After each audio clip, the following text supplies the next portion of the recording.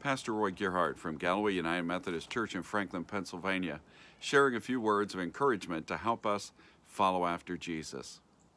How do you look at your future? Do you have hope for the future? Sometimes when things are going badly, it can look very bleak, and it can be hard to have optimistic outlooks on the future. There are a lot of times that people look at their life and say this is going nowhere.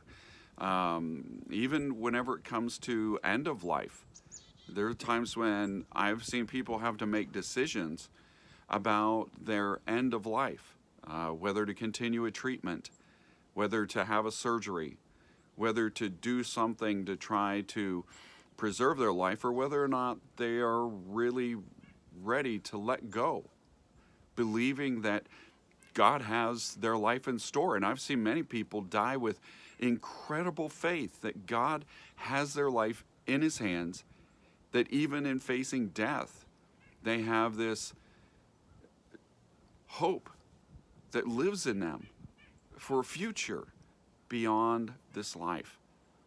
So this is more than a question about whether or not you are an optimist or a pessimist, whether or not you're a glass half full or half empty kind of person. It's about how you and I really hold on to the substance of our faith. You know, we've been talking about God as the one that the book of Revelation describes in the 4th chapter and in several other points as the one who was and is to come. It's in fact the thing that makes God so worthy to be praised and looked up to.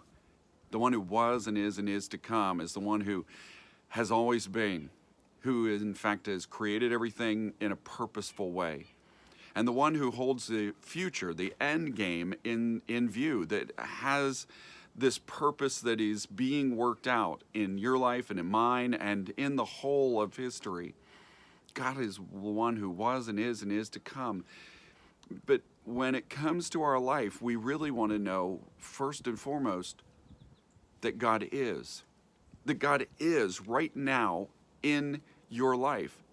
It's the thing upon which everything else hinges. Because if all of the things that are talked about, that God promised, never come true, if they're not something that you and I can encounter in our lives right now, then talking about a future hope, planning something that based on a promise of God, well, that wouldn't make much sense at all. No, the thing that brings it together is whether or not you and I experience God present right now in our lives. It's that lays a foundation, that sets us up with the sense that what God has said is true. And this is where I have found that being able to believe in Jesus Christ has its real substance and heartbeat in my life. Jesus promised us that he would not only be with us, but that he would give us his Spirit, and that in that we would know him and know his presence with us day in, day out. It's that gives us this recognition that his promises are true, and that what he still holds in store, then we can count on and we can trust in him. I've seen God work in my life and in the lives of others to bring transformation. Transformation that is not just a set of rules that he's given us that we do our best to keep.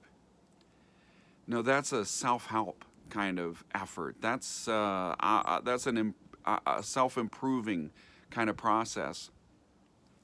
What I love about God is the way in which he will work in your life and in mine to not only answer prayers, but to answer needs in our lives that changes us from the inside out. I can tell that I am not at all the kind of person that I was whenever I started following the Lord.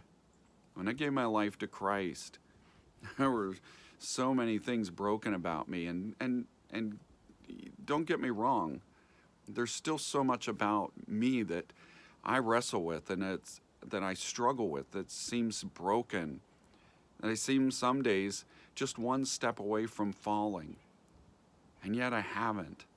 And yet there's something that is changing in me that is better than I expected, and making me the kind of person that I can look in the mirror and be pleased to say, that's who I am. It's that kind of a gift of God and His working in my life that substantially sets me up to believe in Him.